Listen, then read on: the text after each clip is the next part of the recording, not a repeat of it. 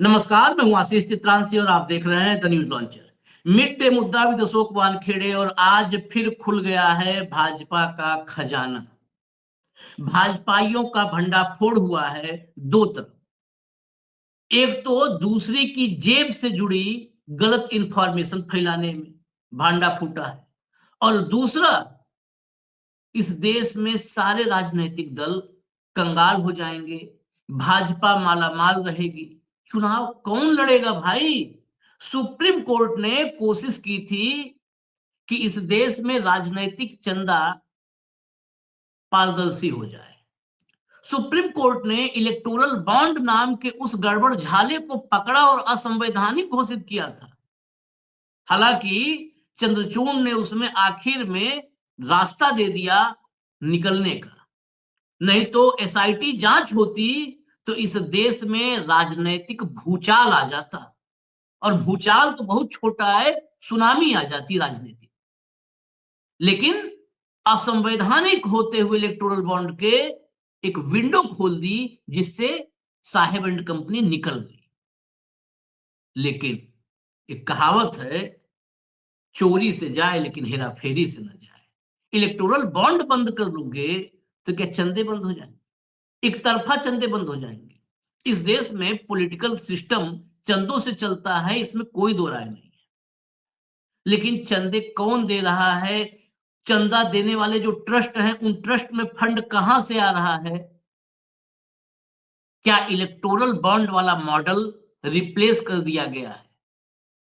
पूरा चंदे का धंधा अभी हम खोलेंगे, लेकिन उसके साथ जो सेकंड पार्ट है वो और अहम है कि पूरा पैसे का खेल, खजाने का खेल इधर है और बदनामी उधर है। मतलब दिन रात भरो पैसा इधर और बदनाम बेशर्मी से कांग्रेस कैंप को करो या कुछ पत्रकारों को बदनाम करने की कोशिश करो। आज तो हम बड़ी चुनौती के साथ आए हैं। ये जितने हैं इस टाइप के आईटी सेल पोषित पॉमेरियन, ये कहीं पर भी साबित करें और या तो खुल करके नाम बताएं कि कौन कौन लोग हैं, किसको कौन पैसा दे रहा है। हम तो चाहते हैं कि इस देश में ट्रांसपेरेंसी हो, भाजपा से लेकर कांग्रेस तक हर जगह हो। तो ये पकड़े गए हैं, इन पर मुकदमा होगा, कोर्ट में घसीटा जाएगा, ऐसा ऐलान भी कर दिया है कांग्रेस के नेता ने।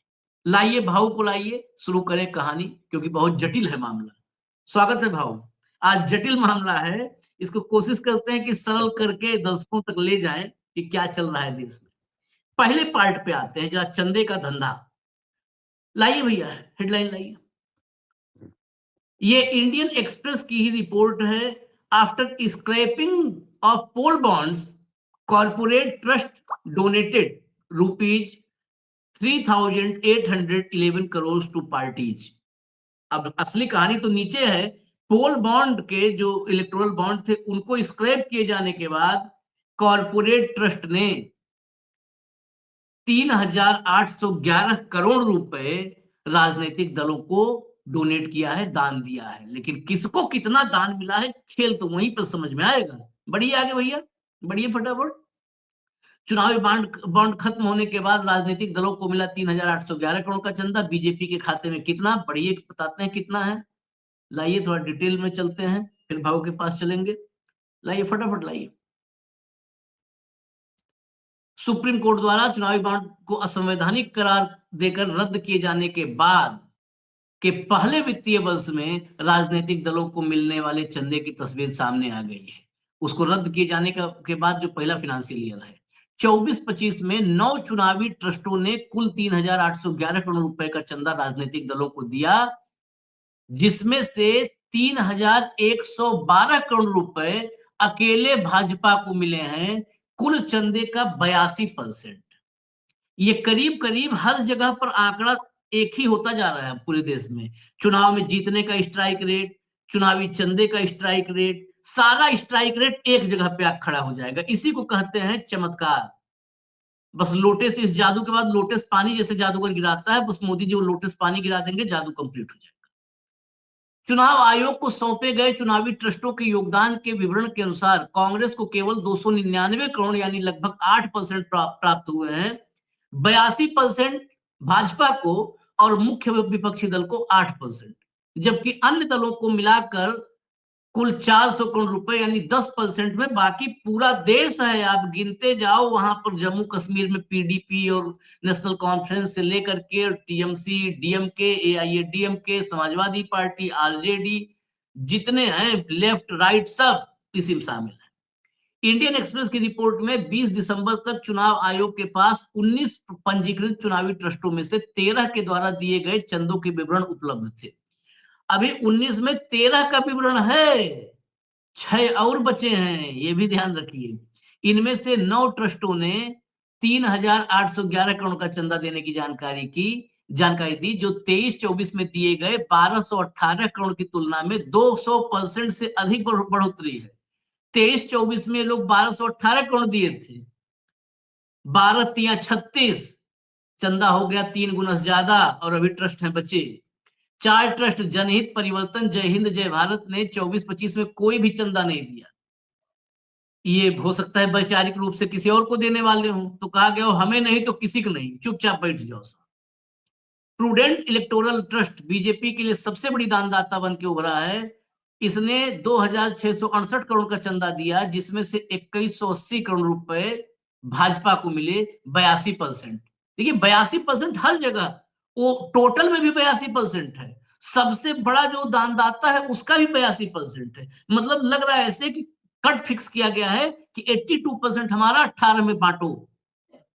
ये कट ऐसे ही होता है ना, क्योंकि ये देखिए एक ट्रस्ट में 82%, ओवरऑल 82%, ऐसे कैसे होता है।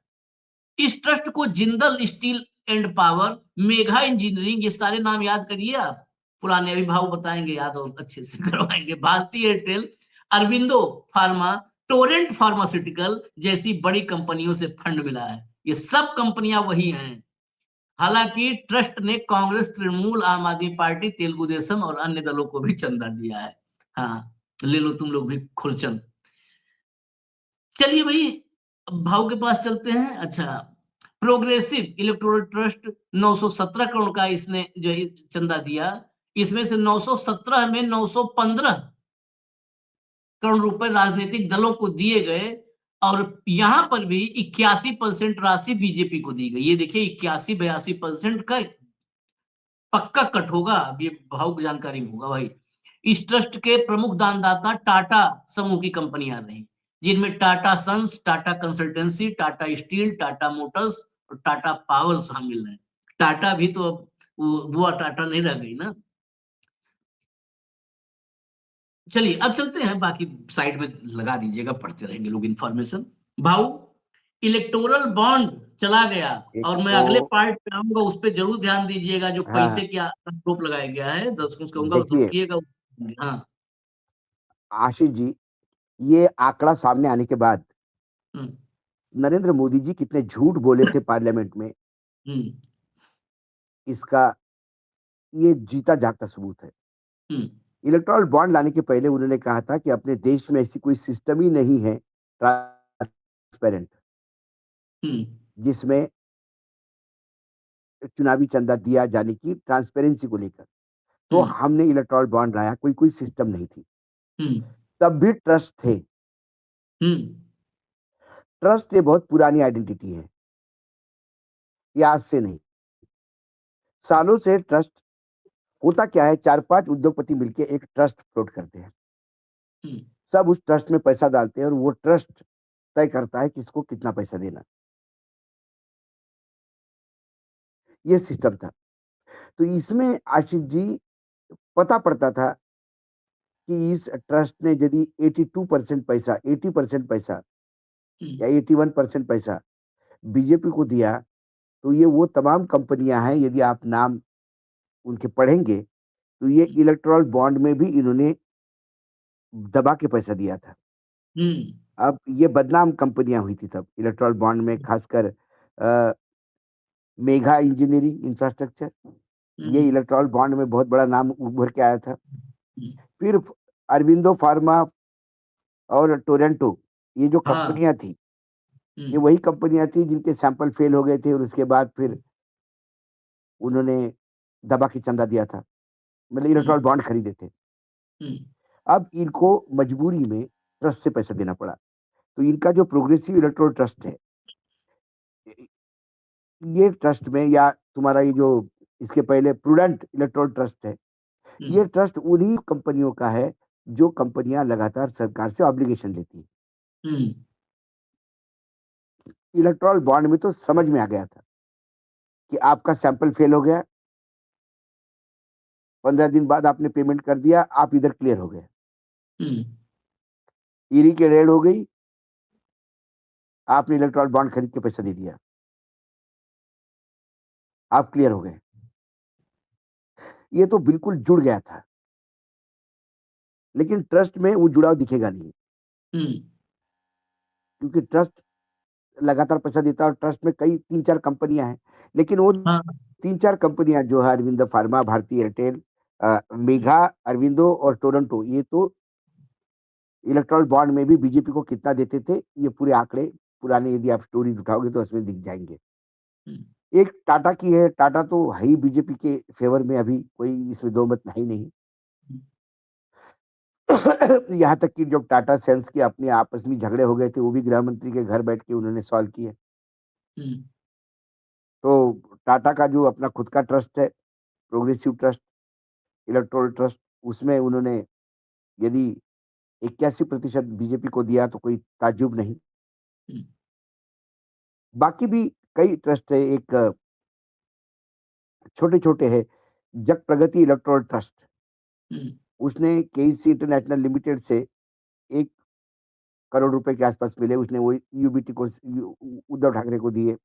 हारमनी हम्म इलेक्ट्रिकल ट्रस्ट है, इसने 35 करोड़ रुपए में से 30 करोड़ रुपए बीजेपी को दिए, है ना। हम्म इसमें भारत फोर्ज और कल्याणी स्टील है, ये कंपनियां, हम्म कंपनियों के नाम दर्शक याद रखें तो आपको समझ में आता हम्म है कि इनका इनके लिए क्या क्या ऑब्लिगेशन हुआ है। जन हम्म कल्याण इलेक्ट्रोल ट्रस्ट को फॉर एवर बिजनेस सॉल्यूशन ने 19 लाख रुपए मिले थे, जो बीजेपी और कांग्रेस को बराबर दिए। न्यू हम्म डेमोक्रेटिक इलेक्ट्रोल ट्रस्ट है, महिंद्रा समूह की है, इनमें हम्म 160 करोड़ रुपए इकट्ठा हुए थे, उनमें से 150 करोड़ उन्होंने बीजेपी को दिए। ट्रायम्फ इलेक्ट्रोल ट्रस्ट, 25 करोड़ रुपए इनमें इकट्ठा हुए थे, इसमें से 21 करोड़ रुपए बीजेपी को दिए। या CG power and industrial solutions, ये हम्म इसमें बड़ा दानदाता है। हम्म तो आप CG power and industrial solutions को क्या काम मिला, सरकार के क्या ठेके मिले, महिंद्रा को कहाँ बेल आउट किया, यदि आप थोड़ा-सा रिसर्च करें, तो आपको ये सब मिल जाता है। कुल मिलाकर इलेक्टोरल बॉन्ड में न्याय न्याय तो हुआ है, लेकिन न्याय हम्म होता हुआ दिखाई नहीं दिया। हम्म ये चंद्रचूड़ जी की बड़ी फेमस लाइन थी, न्याय होना हम्म नहीं चाहिए, न्याय दिखना चाहिए। लेकिन हम्म चंद्रचूड़ साहब, आप न्याय के नाम पे टालियाँ तो बटोर गए और धीरे से सारे गिद्धों को आपने छोड़ दिया। हम्म जो एक्सटॉर्शन करते थे, हम्म फिरौती लेते थे बाकायदा इलेक्टोरल बॉन्ड के नाम से। अब ये ट्रस्ट आ गया, तो आप इधर से कान पकड़ो या उधर से कान पकड़ो, जो सत्ता में रहेगा, उससे ज़्यादा चंदा मिलेगा। हम्म इलेक्टोरल बॉन्ड में भी आपने देखा कि बीआरएस को अच्छा चंदा मिला क्योंकि तेलंगाना में वो सत्ता में थी। डीएमके को चंदा मिला, टीएमसी को चंदा मिला क्योंकि वो सत्ता में थी। जो पार्टियां सत्ता में हैं, उन्हें चंदा क्यों ज्यादा मिलता है? चंदा देने वाला कारपोरेट सेक्टर क्या उनसे इन रिटर्न फेवर लेता है? हम्म हम्म तो कुल मिलाकर कायदे से एग्जैक्टली। चंदा हाँ, तो कायदे से अगर डेमोक्रेटिक, जैसे एक ने लिखा है अपने ट्रस्ट का नाम बनाया न्यू डेमोक्रेटिक, तो हाँ, उसमें तो डेमोक्रेटिक व्यवस्था में तो सत्ताधारी दल के पास सब कुछ है, सत्ता है, ताकत है, एजेंसियां हैं। विपक्ष के पास कुछ नहीं होता है चुनाव को जो है बराबर नहीं, प्लेइंग फील्ड करने के लिए, मुझे तो लेवल प्लेइंग फील्ड के लिए कुछ मुझे नहीं तो होता। डर मुझे तो डर उस आदमी का है जिसने 1 करोड़ रुपए उद्धव ठाकरे की शिवसेना को दिए। हाँ। कल उसके ऊपर ईडी नहीं पहुंच जाए, इनकम टैक्स नहीं पहुंच जाए कि तुमने कैसा विपक्ष को पैसा दिया।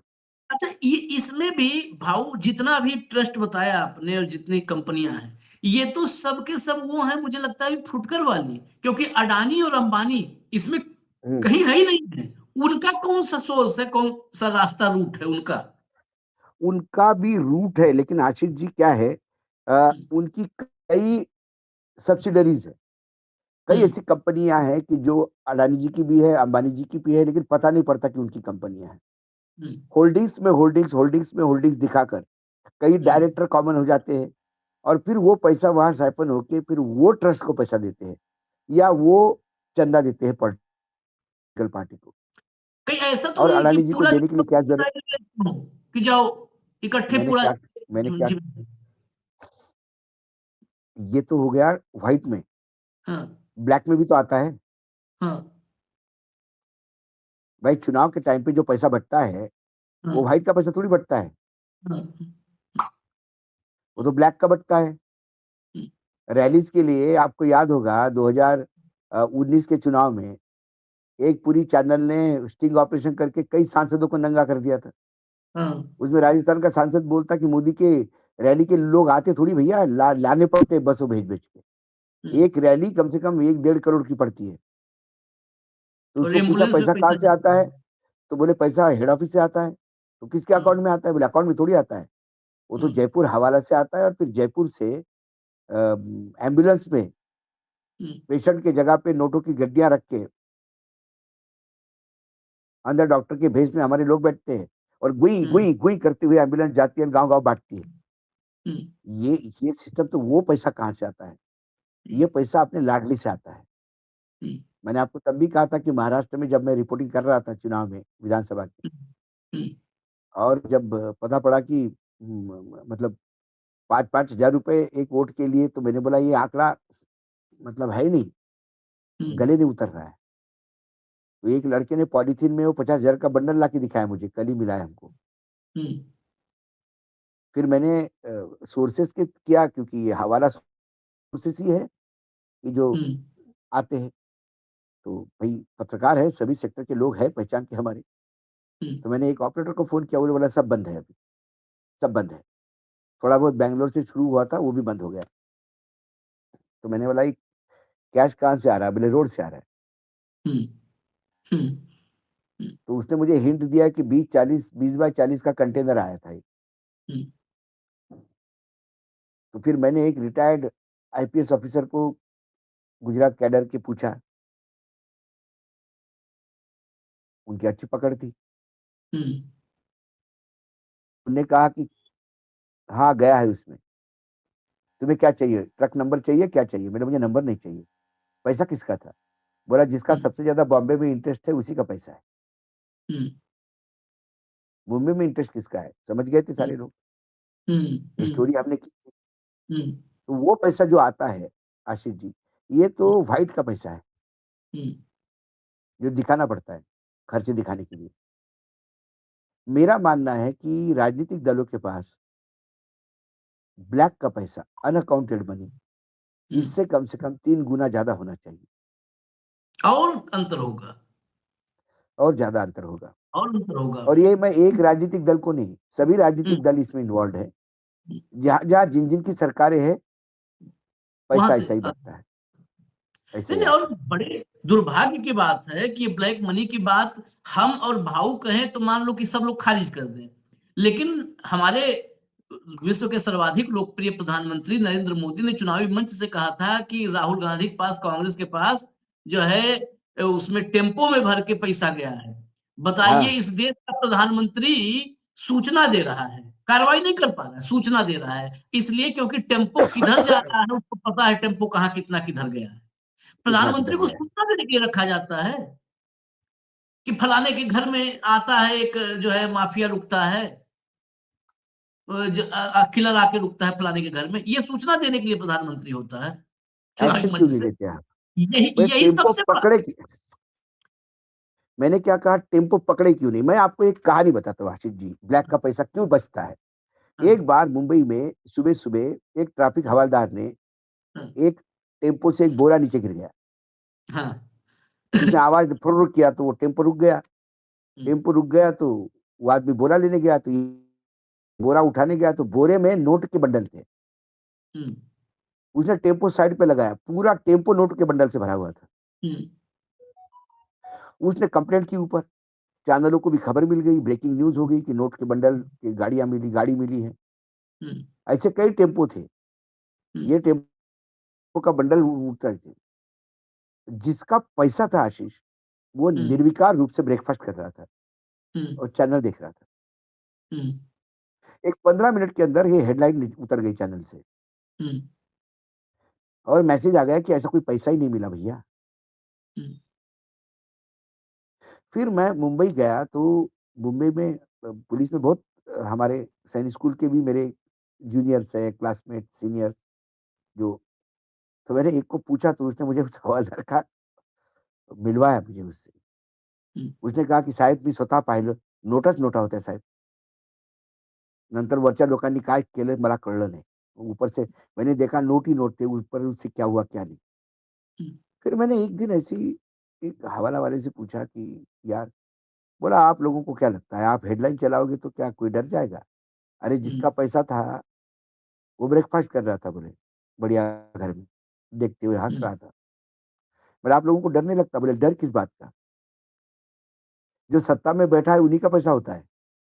हम्म, हम्म, हमारे तक पहुँच जाएगा ईडी और सीबीआई और इनकम टैक्स तो हम तो डायरी उठा के दे देंगे। हम्म, इसीलिए हवाला ऑपरेटर नहीं तो कहीं पर पकड़े जाते हैं। और पकड़े जाते तो छोटे-मोटे कैरियर पकड़े जाते हैं। छोटा मोटा, हाँ, छोटा मोटा। लेकिन कभी ये देख। आपने कोई बुलंद बुलंद ये नहीं होता था। नोटबंदी के पहले भी आशीष जी, हम्म, नोटबंदी के पहले एक बड़ा हवाला ऑपरेटर का दामाद हम्म, इंदौर में एक शादी में मुझे मिला। ये नोटबंदी हम्म, का 15 दिन पहले। मैंने बोला कैसा क्या चल रहा है? ससुर जी का काम? बोले बढ़िया चल रहा है। बोले बात हुई? बोले हाँ, ससुर जी पता नहीं पीछे लगे हुए हैं। जितने हम्म, भी बड़े नोट है तुरंत निकाल दो, तुरंत मेरे पास भेज दो, मेरे पास भेज दो। हम्म, पता नहीं क्या प्रॉपर्टी खरीद रहे, क्या कर रहे हैं, पता नहीं मुझे। हम्म, हो गया। नोटबंदी के बाद 1 महीने बाद मैंने पूछा उनको, और नोटबंदी के बाद होता क्या है, ये जितने भी हवाला वाले होते हैं, हम्म, इनका रजिस्टर मतलब जो चोपड़ा होता है, वो दिवाली हम्म, के दिन पूजा करने के बाद बंद होता है हम्म, और भाई दूज के बाद वो खुल शुरू हो जाता है।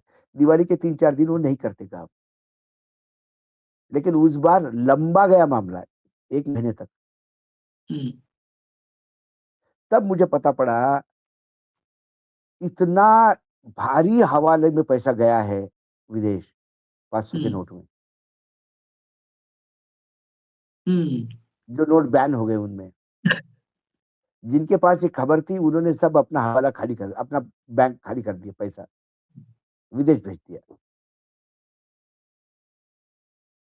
तो ये अपनी एक दुनिया है। आप कई उसको आंगड़िया बोलते हैं, कई हवाला बोलते हैं। आप मुंबई में जाइए तो एक एरिया है जहाँ आंगड़िया मतलब ऐसे दुकान लगा के लिखे, ऊपर लिखे बोर्ड, हम्म, इंडियन सेंटर पे पैसा जाता है यहाँ से। हम्म। ये होता है क्योंकि आप इस सिस्टम में आपके पास तो इतना पैसा, हमारे पास तो होता नहीं, हमको कौन हवाला देगा? ये तो यहाँ पे लोग बात करने में डरते हैं। नहीं, लेकिन हाँ, कौन। ट्रेड, लेकिन जब पत्रकारिता में है तो इतना ज़रूर रखते हैं कि कौन से देश में कहाँ से जा रहा है, किधर से जा रहा है, इतनी नज़र होती है। नहीं, और कौन किसको दे जो रहा है इसी गया, तो अगली खबर है। जो जो हवाला सबसे ज़्यादा उस पीरियड में गया, वो हम्म, उन्हीं लोगों का था जो सत्ता पक्ष से जुड़े हुए लोग थे। मैं वही कह रहा हूं कि कौन किसको दे रहा है, यही अगली खबर है। और इस खबर से इसीलिए हमने जोड़ा है। जरा अगली खबर लाइए भैया। विदेशी फंडिंग के आरोप पर भड़की पवन खेड़ा की पत्नी कोटा नीलिमा। कहा ये झूठ है, केस करेंगे। कोटा नीलिमा पवन खेड़ा की पत्नी है। पवन खेड़ा कांग्रेस पार्टी के जो है सबसे धुआंधार प्रवक्ता है, और इस समय तो मुझे लगता है सबसे सबसे ही ज्यादा जोरदार परफॉर्मेंस है उनकी। कोटा हुँ, नीलिमा ये एक मतलब प्रख्यात ऑथर कही जा सकती है, प्रख्यात ऑथर। हाँ, राजनीति से इनका जो संबंध रिश्ता जोड़ा जाए वो अलग है, लेकिन इनकी लिखी हुई बहुत सारी बुक्स हैं। ये दुनिया भर में लोग जानते हैं अलग अलग उसमें कि बड़ी लेखिका है। अब देखिए हुआ क्या है। लाइए भैया हॉक आई। हॉक आई लाइए, ये द हॉक आई नाम से एक हैंडल है। ये सब उस बहुत बड़े इकोसिस्टम का हिस्सा है जो देश में नैरेटिव बनाने, नैरेटिव बिगाड़ने, नैरेटिव बदलने का काम करता है। ये उस बिल्कुल। पूरे बहुत बड़े समूह का हिस्सा है जो कैरेक्टर असैसिनेशन का काम करता है, और इनको ढूंढते रह जाओ वाली हालत है। Exclusive content, Congress foreign funding media narrative, the man character of this main character होना चाहिए। चलिए लोग ज्यादा मतलब पैसे का ज्यादा लेन देन है तो स्पेलिंग छूट जाती है। The main character of this story influence the media narrative in India controlled by US and Jamaat elements. जो यहाँ पर मीडिया के जरिए नैरेटिव फैलाया जाता है स्टोरीज के जरिए, ये सब के सब यूएस और जमात के जो एलिमेंट्स हैं, तत्व हैं, उनके द्वारा कंट्रोल होता है। कैसे? फॉरेन फंडिंग से कांग्रेस के जरिए। At the centre of it Congress spokes Pawan Khera's wife Neelima Kota. इसका केंद्र जो है, इसके केंद्र में है कांग्रेस प्रवक्ता पवन खेड़ा की पत्नी नीलिमा कोटा। ये पूरा थ्रेड है। अभी रुकिएगा, आप देखिए 1 ऑब्लिक लिखा है ना, ये 21 तक है। जब इसमें जाओ तो 21 तक है। पूरा थ्रेड है कि फला एनजीओ से ये इनका चेहरा जुड़ा है, फला एनजीओ में इनका चेहरा दिख गया है। अब इसको हटा दीजिए, मामला कोर्ट तक जाने का है। और ये हॉकाई कौन है, इस पर किसको ज्यादा प्यार आता है, ये सब अभी दिखाएंगे। अगला लाइए जरा, कोटा नीलिमा। ये फोटोग्राफ्स लगाया है उस थ्रेड में पवन खेड़ा और उनकी पत्नी का। ये ट्वीट है कोटा नीलिमा का। इसमें कोटा नीलिमा लिखती हैं, इस थ्रेड में जांच के नाम पर फैलाई जा रही मान हानिकारक बकवास से मैं स्तब्ध हूं। ये जो अंग्रेजी में लिखा है मैं उसकी हिंदी बता दूंगा। यह जानबूझकर फैलाया गया झूठ है जिसका मकसद मेरी प्रतिष्ठा को नुकसान पहुंचाना है। इसमें कही गई हर बात झूठी और दुर्भावनापूर्ण है। लेखक, प्रकाशक और जानबूझकर फैलाने और प्रचारित करने वाले सभी लोगों के खिलाफ तत्काल दीवानी और आपराधिक कार्यवाही शुरू की जा रही है। कानून के तहत सभी दोषियों को कड़ी सजा दी जाएगी। आपराधिक और दीवानी दोनों में कार्रवाई जा रही है, शुरू इस पे करने जा रही हैं। मतलब अब कोर्ट में घसीटे जाएंगे। हालांकि ये सब ऐसे हैं कि तत्काल शुतुरमुर्ग बन जाते हैं। अब देखिए, जब ये ट्वीट किया कोटा नीलिमा ने, तो कौन लोग आए इसको फैलाने, जरा स्क्रीनशॉट लाइए। कौन आए फैलाने, ये देखिए। प्रीति गांधी हैं, आप जो है पटका उटका इनका देख रहे होंगे। प्रीति गांधी भाजपा की नेता हैं, मोदी के साथ फोटो लगाती हैं। इनके प्रोफाइल में जाइएगा, मोदी के साथ फोटो लगाती हैं और भाजपा के उस इकोसिस्टम का हिस्सा हैं जो सोशल मीडिया पर बड़े बड़े खेल करता है। ये लिख रही हैं, every claim made by the Hawkeye is supported with facts and linked sources. If you believe he is wrong, then counter him with evidence and reason. People will decide what is right, what is wrong. Be civil. अच्छा, मतलब court वो जाने कह रही थी, करने नहीं, यहीं पे लाओ, पीपुल डिसाइड करेगा। अरे तो अदालतों को तो आप लोग ही बंद करने कगार पे कर दिए हैं, बंद ही कर दो, फिर पीपुल उसे डिसाइड कर ले। आज भी पीपुल ही डिसाइड कर रहा ना कि किसकी लिंचिंग करनी है, भीड़ तंत्र में तब्दील कर रहे हो। By threatening him like a typical Congress, you are exposing yourself. हम वो कोर्ट में जाने की बात कही कोटा नीलिमा ने, तो कह रही है कि आप कोर्ट में जाने की बात कर रहे हो, धमकी दे रहे हो। कांग्रेसियों का जो तरीका होता है धमकी देने का, वही तरीका है। अरे अगर ये तरीका कांग्रेसियों का है तो भाई बहुत अच्छा है। कांग्रेसी लोकतांत्रिक मूल्यों में और संवैधानिक संस्थाओं में विश्वास करते हैं। आज भी वो कोर्ट में विश्वास कर रहे हैं। मोदी के 12 साल में अदालतों की हालत देखने के बाद भी कोर्ट में विश्वास कर रहे हैं, ये तो बहुत अच्छी बात है। एक्सपोज इसमें प्रीति गांधी हुई है 100%। जिस तरीके से कहा, वो कोर्ट से बिलबिला गए। जैसे कहा कि हम दीवानी और आपराधिक कार्रवाई शुरू करेंगे, ये सब बिलबिलाए हुए हैं। ये है राधिका खेड़ा, ये सब स्लीपर सेल थे, अपने सही जगह पे हैं। क्या लिखा, ये सब भी लिख रहे हैं अपना अपना, मतलब कहते हैं बूझो लाल उझक्कर टाइप में। परखना मत, परखने वालों को किसी की जांच में खुद फंस जाओगे। जो रोज दूसरों पर मनोहर कहानियां रचते हैं, आज सवाल उनके दरवाजे पर है। तो सवाल कोर्ट में ले जाने कह रहे हैं, तो आप लोग काहे मनोहर हाँ, कहानियों को पन्ना फाड़ के भाग रहे हो? और परखो मत, परखने वालों को खुद जांच में फंस जाओगे। अरे तुम्हारी जांच में अनिल देशमुख फंसा, क्या हुआ? तुम्हारी जांच में अरविंद केजरीवाल को फंसाया, क्या हुआ? तुम्हारी जांच में सोरेन को फंसाया, हेमंत सोरेन को, क्या हुआ? कोर्ट ने जूते मार के बता दिया कि आप कितने गलत हो। क्या हुआ? बोफर्स में क्या हुआ? 2G में क्या हुआ? कोल स्कैम में क्या हुआ?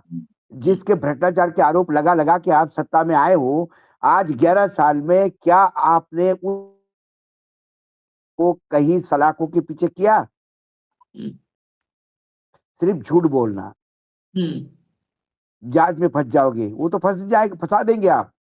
हम्म, हम्म, आपके यहाँ कुछ नहीं है, आप मतलब आप राधिका खेरा को ही एक एफिडेविट देना है ईडी हम्म, को कि मेरे सामने ही अंग्रेजी आदमी इनसे बात करके पैसे दे रहा था। हम्म, हम्म, बस उसी पे ये उठा लेंगे नीलिमा कोटा को 10-12 महीने जेल में रखने के बाद। कौन अंग्रेजी आदमी था, अब मैं तो नहीं बता सकती कौन अंग्रेजी आदमी था, यही होगा। हम्म। मतलब सिस्टम देखिए, खुद चोर कोतवाल को डांटे वाली बात हो गई। एग्जैक्टली, इसीलिए दोनों खबर हम साथ लाए थे बाबू, यही हम हाँ बिल्कुल दिखा बिल्कुल बिल्कुल दिखाना बिल्कुल चाहते बिल्कुल। हैं। इलेक्ट्रॉल बॉन्ड में एक्सटॉर्शन किया, हम्म, सामने आया, उस पर चुप हो। हम्म, और विदेशी फंडिंग करे, यदि विदेशी फंडिंग हो रहा है सरकार के खिलाफ और देश के खिलाफ, और ये 56 इंच का इंसान प्रधानमंत्री बन के वहां बैठा है, तो इससे नाकारा प्रधानमंत्री नहीं है। हम्म। ये इतने दिन कैसा हुआ, कैसा पैसा आता रहा, ये आरबीआई भ्रम क्या कर और रही थी, ये भ्रम और भय के टूलकिट का जो है एक एक हिस्सा है। एग्जीक्यूशन है। हाँ ये भ्रम क्या फैलाना है कि जो पत्रकार मोदी सवाल पूछते हैं उनको यहां से पैसा मिलता है। मैं तो कह रहा हूं हाँ, कि बस बस। जितने पत्रकार हैं सबका अकाउंट, और पहला आदमी होंगे हम लोग, हम दोनों लोग हाँ बैठे हमारा। हुए हैं, हाँ कहते हाँ। हैं सबसे हम पहले हमारा जांच करो। आओ। हमारे जांच करो भाई, हमारे टेलीफोन जांच करो, हमारे अकाउंट जांच करो, हम किससे मिलते हैं वो जांच करो। गलती से चाउमीन वगैरह चाइनीज फूड खा रहे होंगे, चाइनीज सूप पी रहे होंगे, तो चाइना से हमारा संबंध लगाओ, हाँ, हाँ, लगाओ। हम तो बोल रहे हैं, खुले बैठे हैं। नरेशन कौन कर रहा है, हाँ, मीडिया किसके हाथ में है, हाँ, मीडिया कौन कंट्रोल करा हुआ है देश का। हम्म। ये हकाई ज्यादा काबिल है, इसको प्रधानमंत्री बनाओ ना।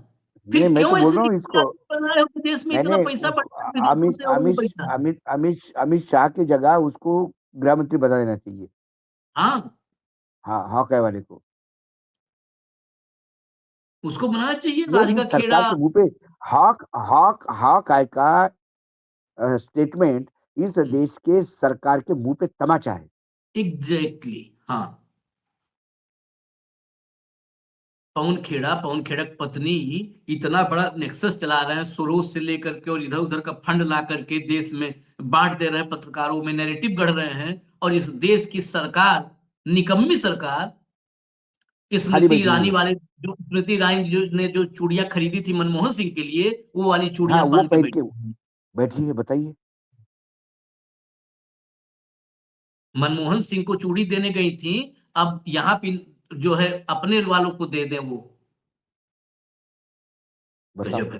खैर इसीलिए दोनों खबर एक साथ लेके आए थे, जब आप लोग सोचिएगा कि इस देश में कितना सच आप तक आ रहा है, और झूठ का कारोबार कितना बढ़ चुका है।